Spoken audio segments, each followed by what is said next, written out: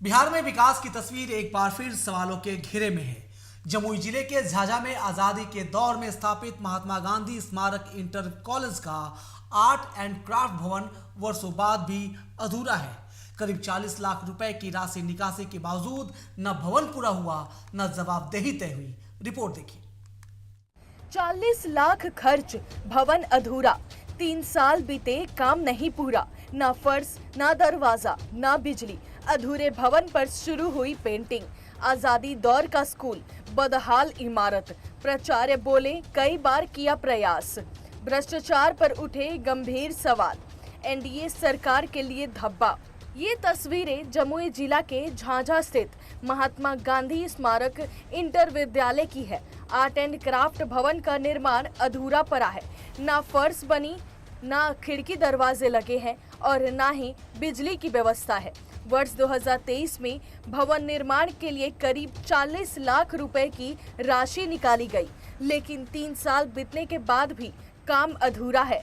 हैरानी की बात यह है कि अब ठेकेदार ने अधूरे भवन में पेंटिंग का काम शुरू कर दिया है। विद्यालय के प्रभारी प्रचारक डॉक्टर राजाराम नागमणि का कहना है कि उन्होंने कई बार प्रयास किया, लेकिन निर्माण पूरा नहीं हो सका।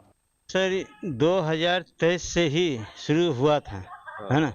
उस समय इंजीनियर थे चंद्रशेखर गुप्ता जी, है ना। उसी समय से बन रहा है और अभी तक इस पे नहीं हुआ। कई बार लिखित भी दिए, दरवाजा खिड़की कुछ भी नहीं बना, नहीं हुआ है। तो उनसे ये फोन करते हैं तो लगभग कम से कम 1,000 बार फोन किए होंगे जो ठेकेदार हैं, है ना। 5-7 बार उनके घर तक गए। कहाँ घर है? चकाई। चकाई माधोपुर है। तो वो कभी नहीं बोले कि नहीं करेंगे। हर समय वो बोलते हैं कि बस 2 दिन के बाद, 3 दिन के बाद वो कर देंगे। ऐसा करते कितना दिन हो गुजर गया? 2023 से तो देख रहे हैं। पूर्वी जो प्रभारी प्रधानाध्यापक थे निवास सर, उसी समय से बन रहा है और अभी तक पूरा नहीं हुआ है। अब देखना है कि प्रशासन और सरकार इस मामले को कब संज्ञान में लेता है। टीवी 45 के लिए झाझा से संजय बर्नवाल की रिपोर्ट। और पूरे मामले पर ज्यादा अपडेट के साथ हमारे सहयोगी संजय बर्नवाल जुड़ चुके हैं। संजय जी, क्या है पूरा मामला? 40 लाख की निकासी भी हो गई और अब तक भवन का अता पता नहीं। आखिर ये भवन कब बनेगा? जो जिम्मेवार लोग हैं, जो विभाग के अधिकारी हैं, उनका क्या कहना है पूरे मामले को लेकर? जी कृष्णकांत, बताऊं, ये मार्च 2023 में इस भवन का कार्य शुरू हुआ था। कार्य हुआ भी, भवन बना, परंतु उसका फर्श नहीं बना, उसकी सीढ़ी नहीं बनी, आधी अधूरी है। उसमें खिड़की दरवाजे भी नहीं लगे। और जब इस संबंध में थोड़ा सा प्रयास शुरू किया गया इस संवाददाता के द्वारा, तो सिर्फ रंगाई पुताई का कार्य शुरू किया गया, वो भी आधा अधूरा कर छोड़ दिया गया। और इसकी निकासी पूरी कर ली गई है। पीपीए अकाउंट बोला जाता है, पीपीए फंड। ये प्रधानाध्यापक जो होते हैं, हमारे प्रभारी प्रधानाध्यापक जो है निवास कुमार सिंह, उनके टाइम में ये हुआ था। हालांकि वे किसी कारण, अन्य कारणों से भी वो सस्पेंड हो गए थे और दूसरे प्रभारी प्रधानाध्यापक के कार्यकाल में ये कार्य फिर पूरा कराने का दबाव दिया गया। और इस दबाव के बाद जो संवेदक है, उन्होंने एक स्टाम्प पेपर पर उन्होंने दस्तखत करके दिया कि मैं इसको जून 24 तक बनाकर दे दूंगा, नहीं दूंगा तो 20% की राशि हमारे से दंड के रूप में वसूल किया जाएगा। लेकिन वो जून 24 की कौन कहे, अभी जनवरी खत्म होने जा रहा है और अभी तक वो कार्य पूरा नहीं हुआ है। और बस यही अपडेट है।